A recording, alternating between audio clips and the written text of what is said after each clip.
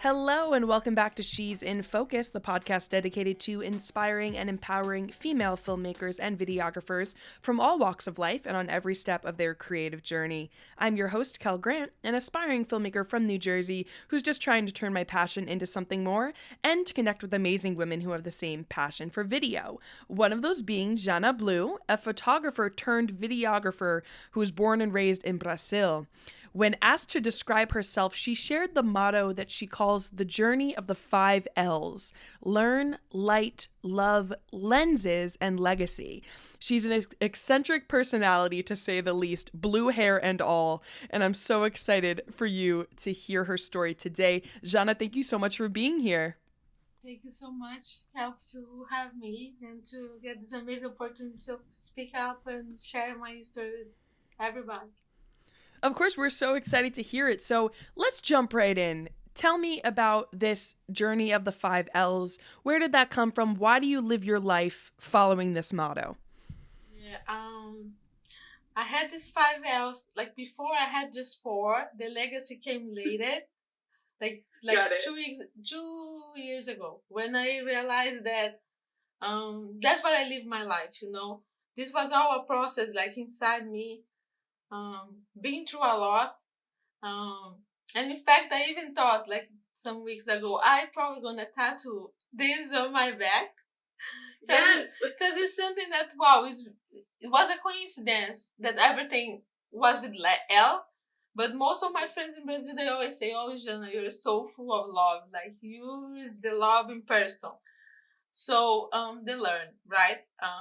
I came to United States in 2008 because I found love. I found love in Brazil. So I was a DJ, which is a profession like with a lot of men, right? So I always had this thing that always this competition and always like sometimes I went to do my gig and then somebody pulled the cables before me just to make me, just to make me do more, like like always to try to make a show and say she's not worth it, she's a woman, she doesn't know how to mix. So that's how I met my husband, like in a festival. And I didn't know that I had the gift of the photography. Not at all. I was born and raised really in a simple family, a lot of struggles. I never had a computer, like until he bought me. Like I was 26 years old when I had the computer. How I learned to mix, I used to take bus, drive 2 hours to go and training in somebody else's studio. And then I saved in my mind like all the mix and the beats. And I'm gonna go later to revisit this because this is important when you talk about audio into video. So I used to save everything in my mind, and when I went to do my gig, that's how I say, okay, I feel the music a lot, and that's how I mix. So when we decided, like when we got married, it was really fast, and I moved to United States. And to Chicago, of all places. Yes, in Chicago, right? And from Brazil, which the winter is 65 Fahrenheit, to something that's minus 40, like and I saw United States in the videos and everybody was fun, and then I felt okay, I'm pretty sure I'm gonna move to United States, I'm gonna make so many friends and everything gonna be nice. We don't have this, the social distance, this thing. But when I came here, I was a huge impact. Didn't happen like this. People don't open up. People were not always nice, and then this impacted me a lot. So I got like PTSD. So it was like the 3 years of my life, like a hermit crab, reading my shell, try to change who I am to be accepted by society. Mm-hmm. First, because I'm an immigrant. Even though I was a citizen, I was an immigrant. So, oh, she's weird. This blue hair I have for 22 years. So I came to the United States, I was a red blue. So, and I had a daughter. So, wow, she's weird. She has this blue hair, she has a daughter. How she can be like that? Yeah. My husband, he gave me a camera to try to save me from the depression.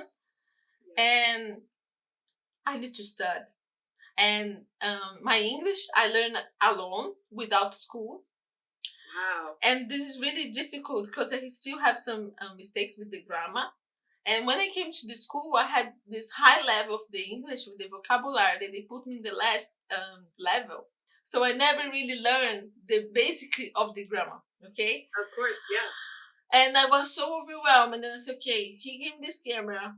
I need to start to learn how to use. I saw in your podcast a lot of like girls talk about the ISO, shutter speeds, or the triangle, yes. Right? Okay. Yes. I went through that.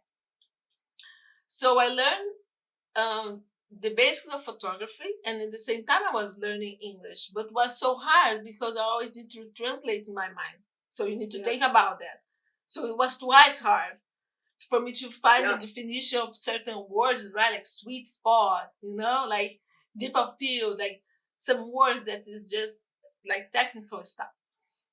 Right. So this is my first L, that was learning about everything, okay? And I do believe that we're never going to stop to learn. This is the fact. And that's what I carry to my life, to continue to learn. The love for photography came for one day that there's one thing that happens in nature after the snow sometimes, like twice per year, that when the snow melts, it's create this vernix, like this crystallized on the bushes, on the flowers. And then my husband told me, oh, I saw today that there is not gonna melt, so I want you to go outside and check. Mm-hmm. So when I went outside and I saw all these things sparkling, and now I can describe that looks like if I had that 85 millimeters on me. Right. I had a macro lens, and I got so close up, and I started to feel like a tingling sensation in my body, like there was the connection. Yes. And I spent 2 hours in the -30. And then I didn't feel anything. It was almost like a meditation. I'm a yoga teacher too. So like it was really like a state of presence. So then that's what I discovered. Oh my God, this is love. Like I really connected. But how? Like from now, who you gonna be? Like what's gonna happen with you? Right. So where do you go from here? Yes, and that's the thing, because he gave me the big camera, right? The DSLR. But before, we lived through Chicago and Brazil because I had a custard battle for my daughter, and it took me a while to bring her. So he gave me a small point and shoot camera. So that's what I'm saying now. It's really important for us to training as much as we can. Small projects like you did with the sneakers, right? Like the colors. Whatever, doesn't matter. Catch the camera, go record something, because you're gonna start to feel different. Even in the routine, you're gonna start to see things different, and this is really important. So I captured all my life while I was in Brazil, living this marriage through the distance, and I post on Flickr, and I was able to have fans, and people say to me, "You have a different eyes. There's something with you, like it's really intense, your work." And I was like, what do you mean there's no work, and just capture snippets for my husband? Yeah.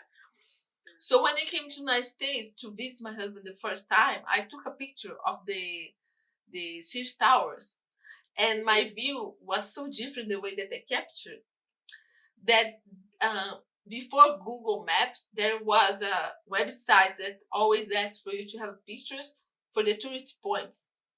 And then they published one of my pictures for a point and shoot. Was not a professional camera, was a point and shoot. And I had many other opportunities that happened like this. So again, I want to say, gear is important, but in the beginning, it's not. Because if you feel overwhelmed, if you buy all this gear and you think that is like a shield that's gonna make you better, gonna hold you off, because it's so much for you to learn. So if you start small, and it's once, because it's easy. If you have a small simple camera, you're gonna master fast, and you're gonna soon jump for the next one. And that's how you're gonna get the challenge, and you're gonna feel more confidence because you already know what you're doing. Yeah. So when I felt that I mastered the DLSR, I went back to film. I went back to film. So that's why come the light. And what I did, I started to study the rule of the sun, the 16, which is, do you know what I'm talking about or no? I don't think so. Okay. So basically, some people, they have the photometer, right, to measure the light, okay? Right. But if you study light enough, you can calculate in your mind and before record, know what your setting is going to be. Wow. This is based on the film because you took the photo, you need to send to the lab to develop. You're never gonna know nothing in front of you. So that's why this conception that you really need to study before. So for F16, you need to have this shutter, you need to have this ISO, you need to have this is just a basic foundation, okay? But then you start to feel it's like organic thing. You start to know better, and you start to know how change the light settings fast enough and capture the way that it is. But by watching the sun, by watching the shadows, by watching how the sun reflects in the ring of the hair or in the grass or in surfaces. So that's when came the light that I start to understand really well, not just about, the triangle conception, but what light is and what light does in the different seasons. Because here in Midwest, you have really like 4 seasons specifically, Yeah. So that's when came the light. It sounds like it sounds like the way you're describing it is such an art form. The way because you're going deeper than just knowing the buttons on your camera or just framing up a shot. Like you're taking it a step further and you're really thinking about how the light affects it and how that light interacts with your subject and how the camera is a tool for your creativity. Like I can see how this is a lifestyle for you and not just a hobby. Do you know what I mean? Yeah, and there's a thing when they're gonna come to the jumping, because the lens comes when I look at myself. Was one day I looked myself in the mirror, I was holding the camera, and this is my profile picture of my Vimeo. Because this was exactly the moment that I said, photography is a path with no way back. Like it hit me, and then look in my mirror and say, okay, that is it. And then people was waiting for me. So there's a situation. Because okay, I had the creativity process, but doesn't matter. What I want to share is once you practice, once you put your heart, you're gonna have the same skills as me, with the difference that is your essence. So you're gonna create something unique for you. That's what I say for everybody. So I started to have clients, and in 2015, I opened my business. So far before that, I started to do like a second shooter as a wedding photographer, but also family, but also pay gigs job. But in 2015, I opened the business, and then at the time, my husband was already giving me the 70 to 200, which I love. But for video, like it's heavy for me, and of course, to handheld is like a challenge. I want to see, But so I started to study. Okay, what other different lens I really needed, and for what, and which one of these lens gonna do for me. And of course, because I started to gain money, I invest in more gear. But I want to go back to this. It's not necessary for a person to have 8 lens like me. You can have 1, 2, and you can cover up everything, like a 16 millimeters and a 85, or a 16 and 50. So so I got the lens, and I did my first wedding, and was really not so high price. And I always see people ask these questions. This is my first gig. I think that I set myself too low. But this is the thing: it's your first gig. You're gonna get experience. You're gonna improve from that. But also sometimes you can be lucky enough, as it happened with me, that my first gig was in a boat, and I did a beautiful wedding, and I captured the sunset, And the boat company came back to me and said, "Who you are? We want to meet you because you did this crazy job." From there, I did my second wedding. And this first wedding in the boat, I decided to do something crazy with my G90. My G90. I did a video together with the photo. At the time, we didn't have this thing, like videographer was videographer, photographer was photographer.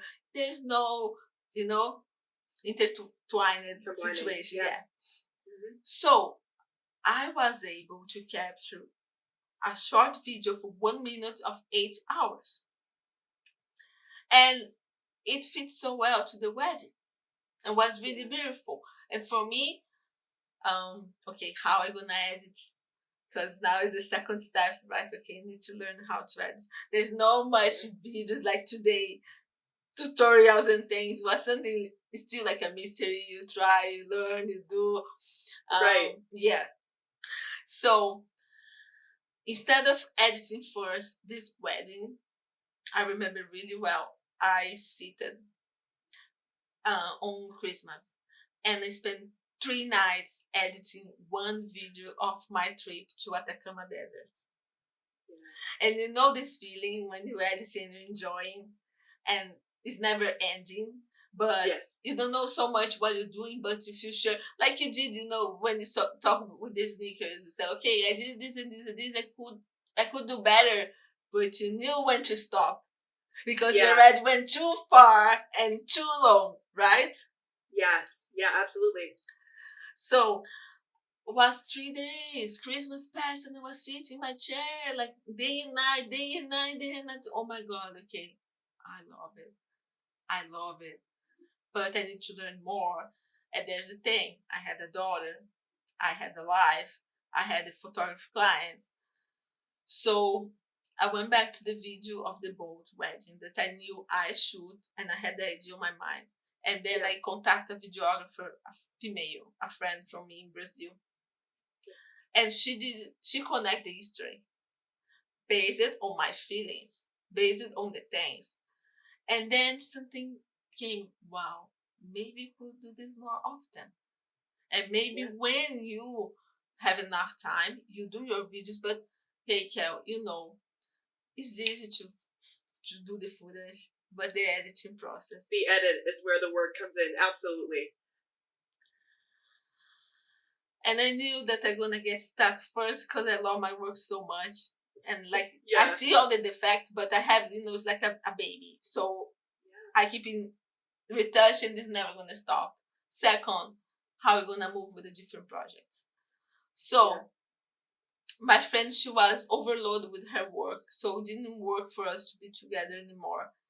But then I talked with the other friend, and she told me, this is amazing. Oh, has these 3 guys, they all recording videos in psytrance, like electronic rave parties, just with the phone. And they connect everything with the phone. And when they see the editing, I said, wow, is what I have in my mind. So I worked with them for 3 years, Kel. 3 years. And the only thing that we just stopped to work was because they moved from weddings and small projects for big projects, like in companies, big big things. And this takes a lot of work for them. But I'm happy because now they have a big office. They grew so much. We're still in touch. I call H3C their name. So they're really cute. So because I made connection with them, I flew to Brazil just to spend the time with them. Like, it was really nice. And from then they give me 2 more videographers that did the editing for me, which was Hugo and then Lucas. Lucas is the one that stay with me now. And I got a lot of publications, like magazine with photography related, like Rock and Roll Bride. They post, one wedding that I did that I have the video together.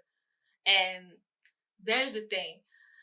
For video, sometimes we're gonna look our work and you're gonna say, I think I didn't do a good job. But sometimes it's not just about us. It's about the amount of space that the client gave to us. And I have this happen many, many times. What happened? The client, they see my vision. They see how open I am. They see other people be open in my work. They want the same, but sometimes they can't open the same. So then I cannot repeat the same intensity that I have with the prior client. And I need to read and I need to create a different story that's totally opposite of what I had in my mind before. You know? So so we have this challenge. And sometimes it's okay. It's okay to fail. It's okay to change the plans. You know, we are not here's the one thing that I say for my life.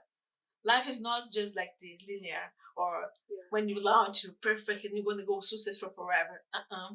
Life is like this or I call it like a Gauss curve because you are up but somebody needs to be down. And when you're gonna go down, you give opportunity for other person to be up. It's the cycle of life. And that's how I think. That. You know, that's how. So we need to accept that you're not gonna be best forever. You're not gonna be the perfect forever. We have we have our internal struggles. We have our mental. Videography is a lone path. I feel lonely, with photography and video because even though I have a husband and I have a family, I just can't share this with people that has the same life as me, but we're not all here, right, in the same space. So there's so much included on that. So for 2015, so the boat, right? I started to do a lot of weddings for them. I did many videos, and then one of the weddings, they came to me. They said, "We want to buy a billboard from you," and I said, "We want to put in the Chicago River Lake one of the pictures." So with the money, was 2 years the contract. So that's the thing. So let's go back for the wedding that was, like low budget. Look how many things I got. Look how many things I got. So they put me in the special vendor list of them. I'm still there today. And I had the billboard, like in the Chicago River for 2 years. And I was travel around the world. So I did a video in Hungary, Budapest for a Psytrance festival. I traveled to Venice, I traveled to Croatia. I did weddings in so many places. It was really like a life. But then I felt, okay, maybe some point this is gonna drop, and I'm gonna accept. And that's what happened. I got pregnant. I was having a home birth. Everything was supposed to be perfect. Then was not. So after 3 days in labor, I decided to go to the hospital because I'm really intuitive, and I heard a voice tell me that I was sick, and I should drop it. So when I came to the hospital and I delivered the baby, they told me, because I took a picture with my baby, my eye was closed. So then they said, "Are you having a stroke?" And I said, "No, I think I'm fine." They said, "Okay, we need to do MRI, CT scan." And then after the 10 days, they came to me and said, "You have cancer, you're going to die." Oh my goodness. After five times that I went to like high altitude, climbing volcanoes, capturing life, and travel around what do you say? I came here to give a life. Now I'm saying that I'm dying. So basically, like I lost the vision of one eye, never came back. So I just have one eye, like the other looks like a grid. So I see through like a grid. It's really weird. My cancer was really rare, so I need to find the right doctor to do the surgery. And I was about to die, but then the doctor was really good, so he removed the cancer. So I didn't do the radiation, the chemo, but I lost my ability to swallow, my speech, and the voice for 10 months. Oh, Jana, that sounds terrible. I'm so sorry. So then you are a woman, and then, okay, you look in the mirror and say, who you are. What is your career now? You have to redefine yourself at that point. And I had a wedding like 4 months after the surgery without a voice. I bought a megaphone and I bought a whistle because I said if I need to set people, in the line for the photography, they're not gonna hear me. Even though today when I photograph and I'm in a big bridal party, like saying things, people don't hear me well. My voice is really low, or when they come close to the DJ, people don't hear me well. So I did a resignification, like I reborn, and I reborn not my brand, because my brand is always gonna be this, but I reborn. I just reconfirming who I am. That I connect with people, and this connection doesn't need to be by the words. Is more by the feeling. Yeah. And that's the extension of the video, because people always ask me, "You're crazy. How are you capturing the two things at the same time?" Yeah. So this is something that I want to say for the videographers, because I know that they have a big fear, like how I just want to be a videographer, but if you learn photography, you're gonna become like a cinematographer. Like it's clear. Like there's more involvement, there's more intensity, there's more. You make the communication for the audience better, because the eyes change. The eyes change complete.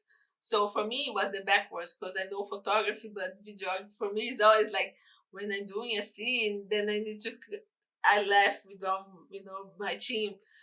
I do 3 seconds video. Everybody gets mad. My footage is always chopped. Why? Because I'm still thinking like a photographer. Sometimes I do gigs that like a wedding, that full day is just video, and then it's clear. My mindset, you do video, so you're gonna keep long, long files. But most of the time it's short. But how this happens? So usually I'm capturing the things as going, because I'm really in full presence. Sometimes I can prevent some movement or extension of love. So sometimes I do a nice picture, and after that the groom touches the bride, and I'm right there, and that's how it looks organic, and that's how things happen. And that's how I want to say, like once you start to recording more and get in touch more with people, this comes more organically. So that's when, after all this, that the legacy came. Because one day I was sitting and I realized this is not just for photo, but this is also for video. Even though we can repeat the scene, we know when a scene is really natural and occurs. So I had this feeling that what we do is almost like if you were saving a life, like a doctor, like a heart, like a surgery of the heart. Because if you're not there, fully present, you lost. You're dead. You miss it. Yeah. And because you witness and you know what you witness in your mind, the guilt that comes later, like you know that you could capture and you lost it. That's okay. Sometimes this happens, but what I mean is when you're fully present, you're more able to capture this. And that's when the fulfillment comes, because you said you create legacy. You create a lifetime experience that their kids, their grandkids, the entire family gonna see how they move. I don't have videos of me as a child. Yeah. Yeah, I don't have any of myself either. When I see the eyes of my daughter or my second son, he's almost 4, like, wow, when you grow, you're gonna be able to see how you move, how you act.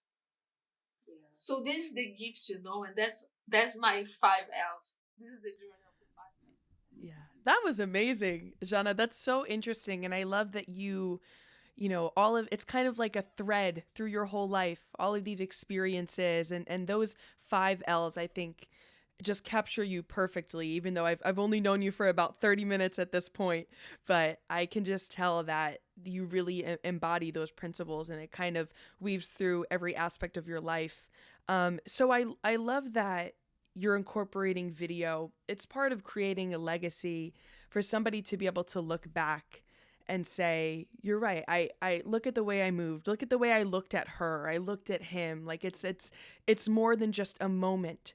But what made photography a passion of yours? And will that always be your first love versus videography? Or do you ever think you're going to switch completely to video? What's great about doing both? Okay. I have so much in my mind. Like I have like a, like, I'm a potence of creativity, and there's first was this, like, all my burst, like, you have so much that you can give, how you can give in different things, but they both complete each other, right? Um, Crazy. After me documenting all my life to send to my husband, we've been together for 15 years, so of course there was up and downs and a lot of crises. I realized the photo saved my marriage, because when you're in a bad spot, you lost sense of reality, and you cannot grasp the past, and then you start to doubt yourself, like, why I married this person, why I'm here. Then you go back to the photos, and if it's real, you can see what's there, was not a crazy thing of your mind. So I started thinking, I want to do this for others, because we're not happy all the time. And when I had the depression, I went back to my pictures, and not just the happy. When I'm sad, I take photos. When I'm melancholic, I go outside and I do videos, because it's part of my life. That's how I create my history. And that's how, for me, I think through. You understand? We're not always perfect, happy. And there's all these little snippets that makes us the person. So this is the main core for me of why I'm photographing, like why I'm sharing. Also, now I got the point. I had so much rejection in my life because you know who I am, but now I established who I am. That when a client comes, they want me, and they open a space that I can enter and be who I am, without pretending that I'm gonna just do classical photos for them, because I'm just one client yell at me and they say like, "Oh, yeah, you're just a little photographer," And now I understand. Yeah, I'm a little, but I have a big heart, and I do big things. So for me, this is my core. About the video, I don't think I never gonna stop to do the video. Like this way that I do is easy, and I want to say, because a lot of like female, they get scared, right? Because for you to jump full time, let's talk about, also I'm 43, so I'm not young. I can hold the honing for 30 minutes, whatever, 2 hours, but I need to go back and forth because my back is pain to my back. I'm going to the gym to get strong in my eyes, but still I'm getting old. It's not really good for the body. So um for me to don't jump full time into videography, just videographer, one of the reasons is because of that. But I'm not gonna lie to you. If for some reason, like, gonna be new gears, new stabilizers, things that's really lightweight, whew, I'm gonna be there. Do you understand? I think that's the only thing for me. But here's the thing, because it's too heavy, I developed my way of handheld. Oh, is a risky. But so then I create this style. It's kind of almost like my style of how my eyes see and how I think about. Emotions are blurry. Emotions are not linear. So why I need to be okay? There are situations. Okay, if you do a documentary, if you do an institutional, if you do something for a doctor, do you understand what I mean? It's different. I have my tripod. I have I have everything. But for a wedding, for emotions, for graduation, for something that talks by emotion, I prefer to do the handheld, because I can go, I can enter in the scene, I can really go. Do you understand? Without fear. So that's my thought process. I love that. I watched a video of yours. I think it was you went to Cuba and you did a video, and like the way, first of all, I have to know what camera you used too, because it was so crisp. Yeah, it's crispy. Now you're gonna pass out and you're gonna die. Because like everybody complains. I don't have other cameras except Nikon. And this Nikon was the 1810. Wow, I've never my boyfriend actually shoots on Nikon, but I wouldn't have even known that because everybody's, Canon, Sony, Panasonic, everything like that. Yeah. And then there's another thing, because sometimes I see on our group, right, the filmmakers, they always say, what camera should I buy, or what camera should I migrate? Because I'm Nikon and I have 8 lenses and I have 12 batteries and I have all these memory cards here that I always separate because I have things to do. So for me to sell everything and start over, it's like, yes. And then I something that I really want to say. So what I did, I bought the Nikon Z6 II, okay? And because I work with the photo and I know really well about light, I can tell you the Z6 is really, really good for video. But the things that I do with my DSLR, like backlighting, with the mirrorless doesn't hold backlight a lot, and sometimes produces like a tint, like the entire pictures you can see is more like a brownish mixture, skin, background, everything. This is from the camera. So because of that, like people always ask me, are you going to buy a lot of mirrorless? I say, except if DSLR is not out of the market, I'm gonna still continue with both. That's what I'm gonna do. And it's Nikon. Surprise. And I had, before that, if I show you the video of Atacama, I did it in the first, I had a GoPro, but I bought one by purpose because I love to work with cheap gear, just to go above and beyond to see until when I can go, okay? So I bought this $50 camera on Amazon, and I shoot my entire Atacama trip of 7 years ago with this camera. It's not the best quality, but it's meaningful. Yes, absolutely. Yeah, but that video specifically, the Kuba one I'm talking about, like the emotion you were able to capture, like the one thing that really drew me in was all the close-ups of the face. And I never really thought about that. When you're shooting handheld, you get to be in the action, and it's more, in some ways, I think it's more organic because if you have this big tripod, people know you're there. People are a little more intimidated by you. But if you're just holding your camera that's maybe this big and you're moving in and out and you're moving with the subject and you're doing all these things, it's a lot less intimidating for the subject. So you're going to get those natural smiles and those emotions, those raw emotions, pardon me, that you might not get if you have your whole, you know, tripod setup with all the lights and everything like that. You cannot move your body, right? Like you move, but you move in the direction of the axis of whatever you're holding. Yes, exactly. And one thing to tell that's important to share with people, like if you learn about photography as a videographer, you're gonna work better with the photographer. And as me, because I work with the video, I respect way better the videographers. And when I have videographers with me, I give space for them. Understand? Yes. And sometimes we have this thing that I'm see, like brother, sometimes I work with photographers and they don't give you space for me. And there's another thing important to say. Talk with the videographer beforehand. With the photographer. Talk with the photographer before the gear, the gig, because you need to have time to create your own storytelling. Otherwise, you're doing like a making of whatever is the extension of whatever the photographer is doing. And if you do just this, you're never gonna stand out. Because it's just like copying a history that's already there. Do you understand? So you need to be able like to feel the flow, to get loose, to do your work before you go to a wedding. Try to know a little bit about the couple, so then you can create a little bit of storytelling inside your mind. And this doesn't mean storytelling from beginning to end. I just call like the apex.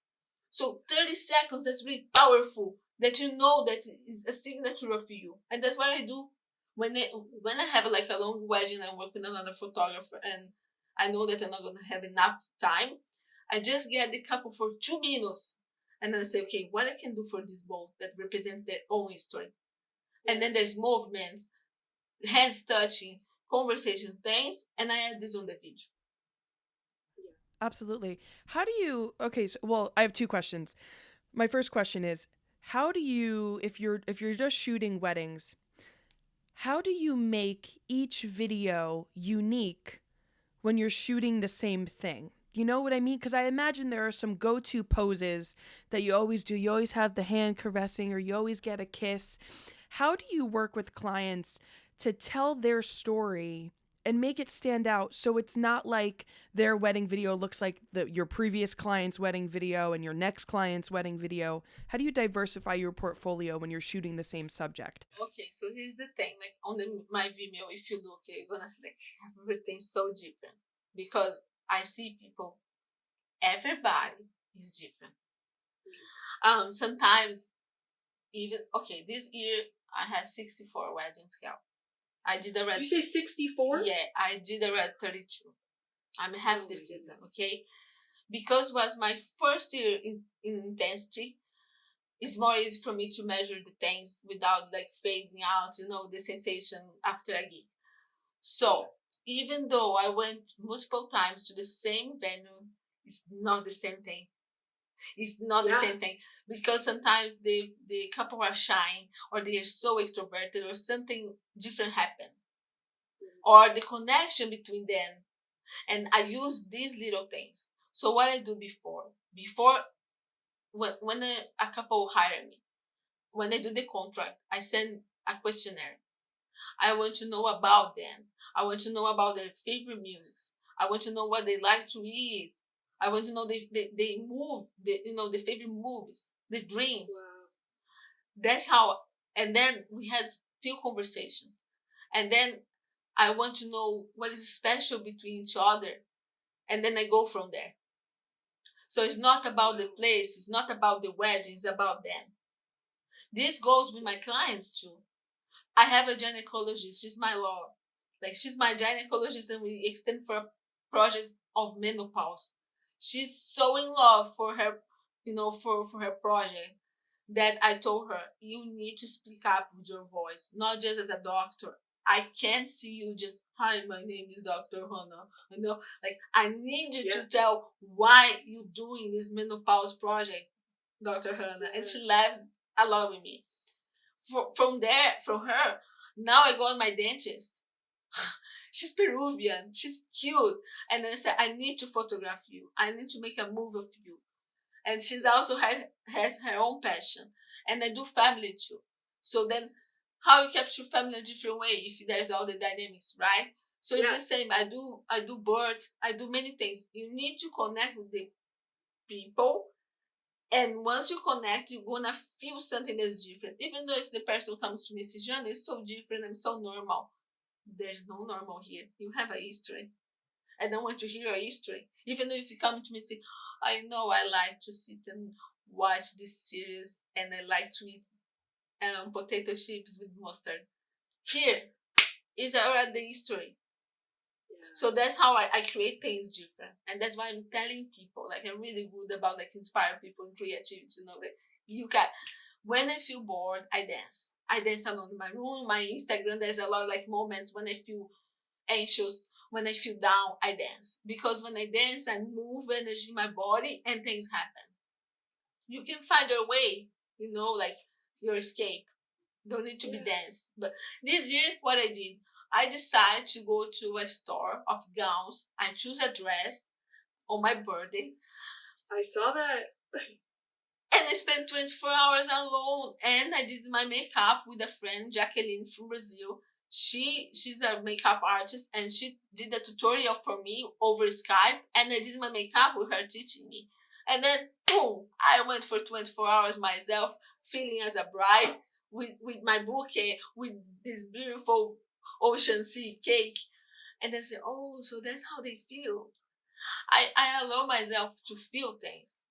And that's why I'm telling people, you cannot prevent. Because if you don't allow, if you don't feel, if you don't experience, how are you gonna, how are you gonna do this for others? Yeah. You understand? Absolutely. There's the breaking point. Like once you taste it, you know what you're doing. Even though it's not perfect, God doesn't need to be perfect. Doesn't need to be perfect. It doesn't need to be you. Yeah. Wow. I love that. I love that so much. And at the end of the day, videographers and photographers, it's not, it is about your final product, but it's also about the process and the people that you meet along the way and the stories that you get to tell. I mean, you have such a power and a gift of being able to work with someone who's opening themselves up to you and sharing a part of their lives, and you get to take that and create art with it. Like, what an awesome privilege we have to get to work with people like that. Like you work with your passion and you're being paid for that. Or even if you have a second job, don't feel miserable. Because here's the thing, half of the population doesn't even find a job. Yeah. By 60, whatever. You ask them, they divorce or they get widowed. You look at them, do you know what you like? No, I'm trying to find. So we are gifted. We discover something that we have passion. So don't feel miserable if if you decide to jump in. Because some people, okay, so how I transition from full time? First, I'm never gonna say a person just jump in. You have a lot of bills, or you're gonna spend all your money this year, and now you have bills to pay, and then you're gonna quit fast.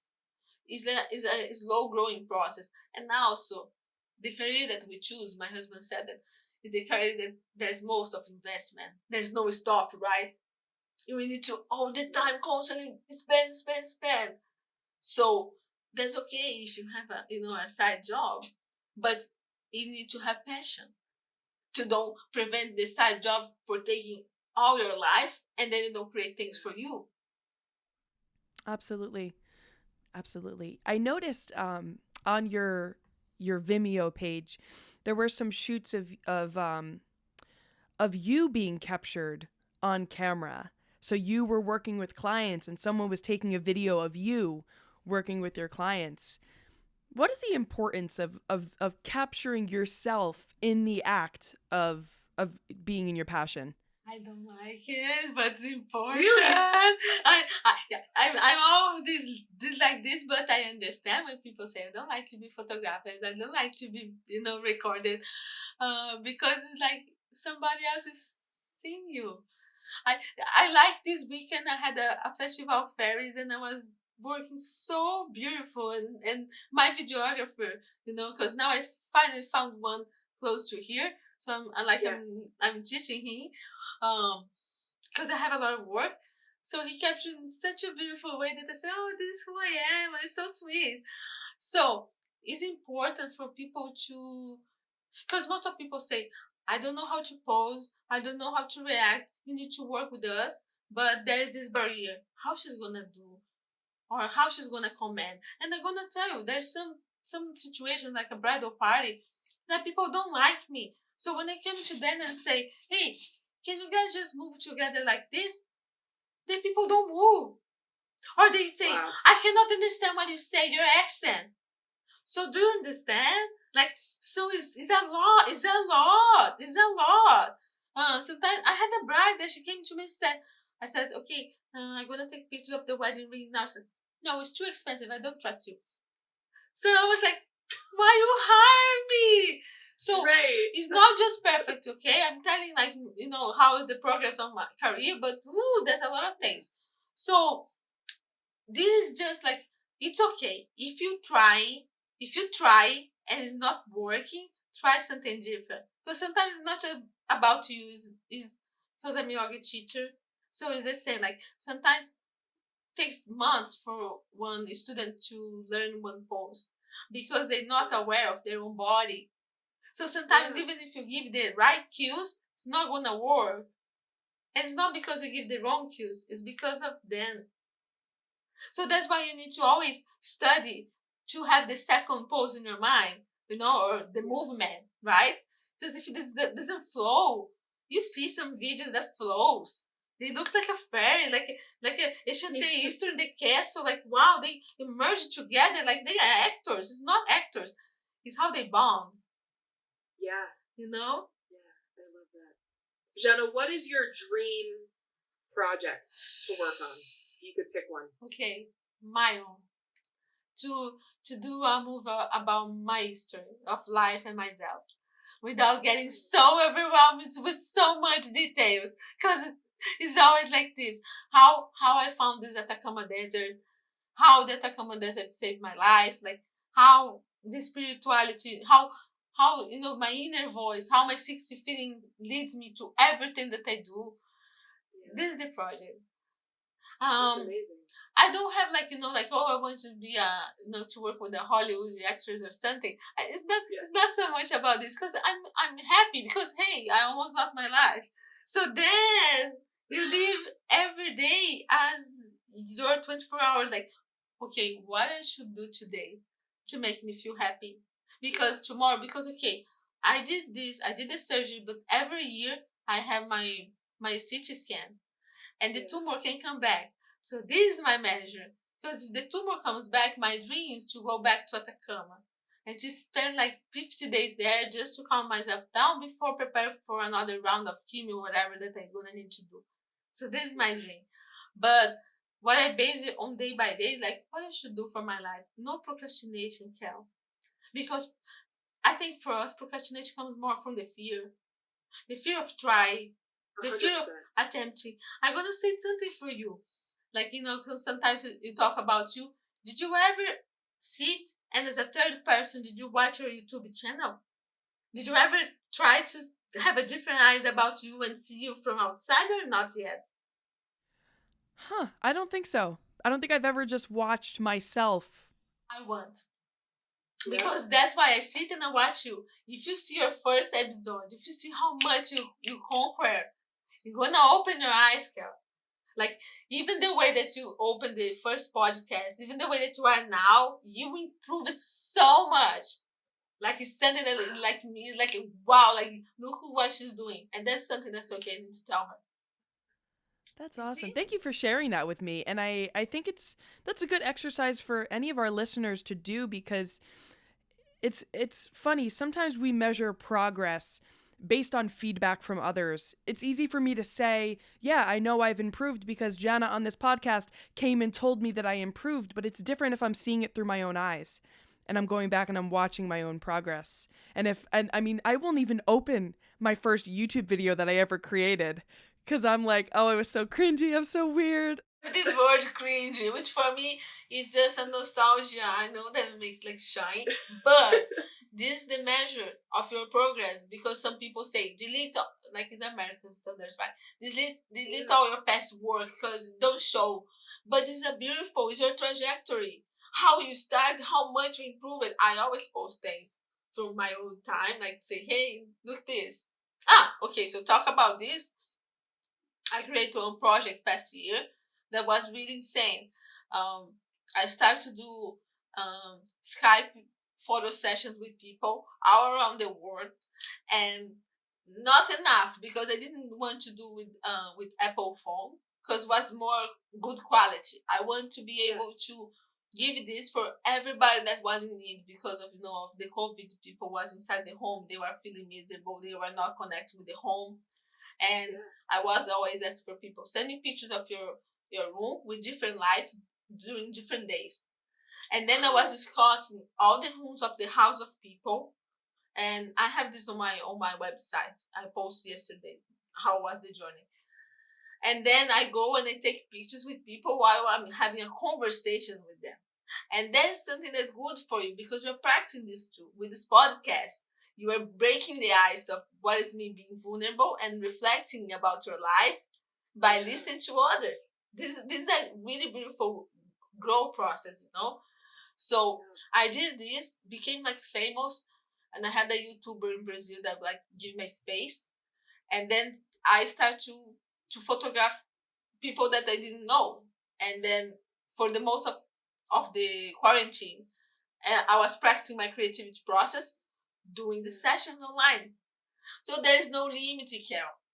Now I photographed today pregnant lady, and she's about to have the baby like a home birth, and this is my challenge. I'm gonna try to record, and then I'm gonna try to create a video through Skype, like editing this video. Do you understand? Like, and then what is the worst? Because people talk about quality, and I really proposed it. I do print screen and paintbrush, Kel. That's how I save the pictures. So the pictures, if you look, is really low quality, and I want just to break this for people let it go, because my project, I don't want people to pay. I just want people to connect and feel the emotions of who they are through my eyes. That's it. What an awesome idea. I mean, and that's the thing too. I'm going back to your 5 Ls because with that project too, like you're learning, you're continuing to grow your skills, you're spreading love by doing, because this is a kind of a passion project for you. Yes. Takes time. It's 2 hours of conversation. Then I need to edit it later. Then I also create stories on Instagram, like a little novel, and I put a music that fits. It's like a little video. Wow. That's so amazing. And it's all going back to the legacy part of it. Like it's all part of your legacy. When you know, and with something as scary as cancer, I'm assuming that the thought goes through your head that like, you know, I don't know how much time, because doctors may tell me I'm good, but you, like you were saying, cancer can come back. We never know what's going to happen. The idea that you've impacted so many lives just by living through your passion for art and for photography and for video is so, so beautiful. And I hope you know that.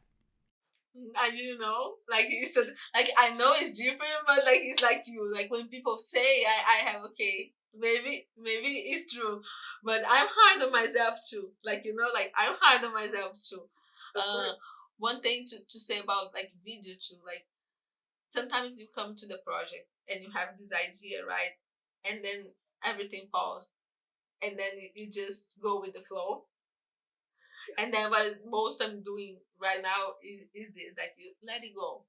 Like like create detachment, not about your work or passion, but detachment of the perfection. Because that's how it happens. And so far, like I'm being really happy with my videos. Like I know, there's room for improvement, needs to have a lot of room for improvements about the music.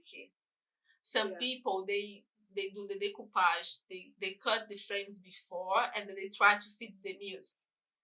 For me, sometimes I have a subscription on audio, so I try to listen a lot of music, and sometimes I think about my future clients, the upcoming weddings, and then comes as a DJ, comes, oh, maybe this client is on this music. And then I listen to music so many times with my eyes closed to feel the beats. And then sometimes the story comes from that. And sometimes I go and I listen for different artists too. Like in YouTube, I get so many different things just to feel the beat and feel how I'm gonna get emotion. And then the music comes first, then the video goes with the music. It's not always like this, okay? But I think for me, is easy because then the story is a reveal. Yeah. And it's a process that speaks so much to who you are as a person, because you started DJing, right? So it's like comes full circle. Of course you think in music first because you have that background and that guides your projects. So that's another thing. Why is it important to listen to music? Because you're gonna start to save the beats on your mind, the peak points, and then you just set there, like set the tag, and then you can throw specific scenes that you say this is impact scene for this beat of the music. Otherwise, if you listen to music just with the frames, it takes more time sometimes. Understand? Because you're gonna Yes. 100%. Yeah, I find that for just B-roll sequences that I pick the music first, but then if I have like an interview, I'll go through the talk track first and then I'll try to pick music. But I always do it before the B-roll because um that's really, I think the music really guides the piece, no matter if there's an interview or not. Yes, and one thing also that I want to say that I always see, sometimes when there's an interview and there's the B-roll, sometimes the videographer makes a mistake to put the music really loud and overcomes the voice to the point that distracts you, and you stop to listen, to the interview, and the music becomes the main thing. So this is something that I always say, like pay attention, like read, like hear really well, like pay attention, because this is the most important like part of the connection. Yeah, Amazing. Jana, we've been talking for an hour now, and I feel like I could talk for so many more hours with you. This has been one of the more interesting conversations just because your outlook on life is so unique, and I've loved kind of getting to know you this past hour. So I have some closing questions for you that we ask every guest here on She's in Focus. So tell us, are there any exciting projects that you have coming up? Yeah, so I'm gonna continue with my virtual photo sessions, right? Now my challenge is to see if I can do the virtual video sessions to edit it, right? Um, then when the winter comes, then I go to work on my own like video projects. Um, hope when travel comes back for me to do my travels and my videos about travel and life. Um, I'm thinking about to create a creativity project, like a creative workshop, like online, to open up for people to feel vulnerable. You know, this is one of my big projects. Yeah, that's what I'm thinking. It's so far. Well, that's awesome. When you create this creative workshop, definitely sign me up because I need to be on what you're on. You know what I mean? It's too funny. So what is one thing about your story, about your journey, that you'd like our audience to remember today? To don't give up, and resilience and persistence. So three things, but yes. Yeah, like one is three things. Because they all almost the same, right? If you don't Yeah. give up, if you're persistent, if you're resilient, you get where you want. Of course. So what would it mean to you to have a network of female filmmakers? Because I noticed that your outsourcing team is mostly male too. So for me, I was like I hope to get like for me like when you set this project, you know, they say, okay, I'm gonna see so many people, like here we go now, like we're gonna get this female like Shiha, like you know, like Yes. oh the heroines, you know, the goddess, there you go, come the sisterhood. Um, so my hope like is for us to all like be together, like you know, like to help each other and support. Because yeah, we have videographers that respect us a lot, but there's a lot of videographers that look at us like low, like you're not, you don't know what you're talking about, and technique is not everything. Understand? Because look at me, I don't have the running, but I'm still doing, you know, like the story, like I'm still, because we are female, we have this intuition, we have this feminine energy to connect with like maternal, you know, like all these things. So, and for me, I want to say like, if somebody connect with me, you know, from our interview, I would love to have the opportunity to give some of my work for females from, you know, from the podcast, like to edit it for me, like it would be really like a pleasure for me to have someone on board with me besides my own masculinity. Yeah. Yes, absolutely. So you guys heard it here. If you're interested, if you look up Jana's work and you kind of vibe with what she's got going on, definitely reach out and see if you can make the connection. Because I think that Jana's a great person to know in general, but if you both can bring your creativity together, I think that's when magic can really happen. So, Jana, where can the viewers and listeners of this podcast find you on the internet? So they can find me on the Instagram, like jana.blue.photography. Mm-hmm. My website is Jana Blue Photography, and then the Vimeo is Jana Blue. Perfect. And my last question for you, Jana, how can the viewers and listeners of this podcast support you as a filmmaker and photographer? Just vibe with me. Just share your histories with me. Just like come to me, be vulnerable, like you know, like this is the most important for me. I love to connect with people. So this is the way. I love that. Thank you so much, Jana. It's been an absolute pleasure getting to know you, and I really hope that we stay connected because your energy, you're just a light in this world, and I'm so excited to bring our conversation to our audience here at She's in Focus. So thank you so much for being on today. I really want to say thank you for giving me space. This is my first podcast, the first time that I speak publicly in English. Like, you know, besides my Instagram, so well, I was really nervous. So thank you so much. Of course, you did an amazing job. So as always, thank you so much for watching, and I'll see y'all in the next episode. Bye!